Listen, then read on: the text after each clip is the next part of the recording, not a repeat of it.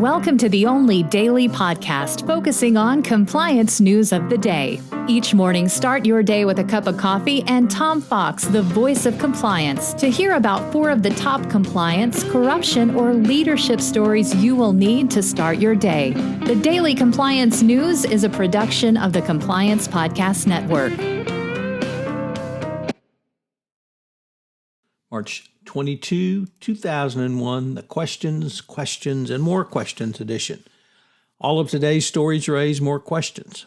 We begin with a story from the Wall Street Journal about foreign businesses in Myanmar and how the coup by the military has created an unworkable situation.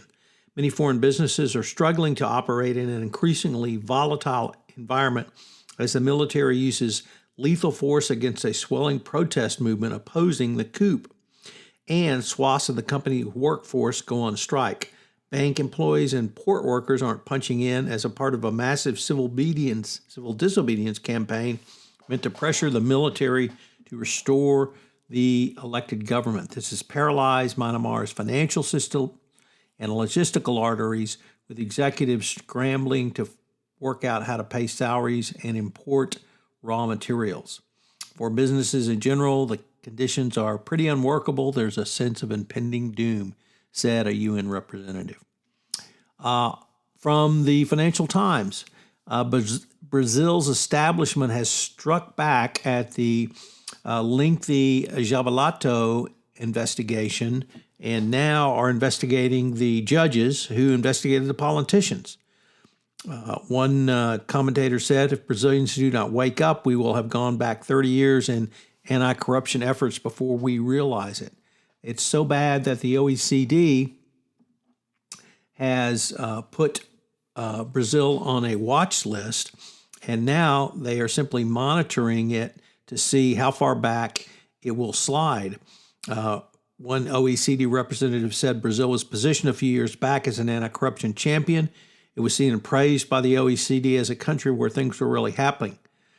And now it is just apparently backsliding under Bolsonaro and the rest of the Brazilian establishment.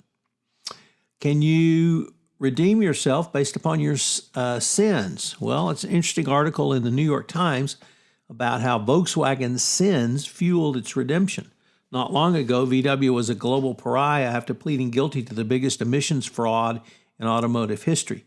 Now it is the toast of the stock market, with shares worth twice as much as they were a year ago. What happened? Well, Volkswagen's misdeeds may have helped pave the way for its reversal of fortune. Because of the serious problems the company found itself in after the emission testing scandal, the financial commitment was made to electric vehicles, and as a way to short circuit around their abysmal conduct in the emissions testing, and the electric vehicle offensive is well timed, certainly in the climate change era, and certainly with the new Biden administration putting that back at the forefront of U.S. foreign policy. So interesting way for Volkswagen to begin to make a comeback on the world stage.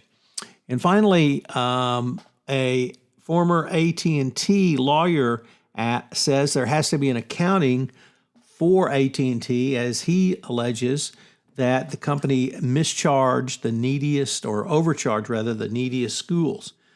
He came to believe that AT&T did not charge low prices as required by law, misled the government about its compliance with the rules of a federal program, and then turned away his concerns when he brought it forward.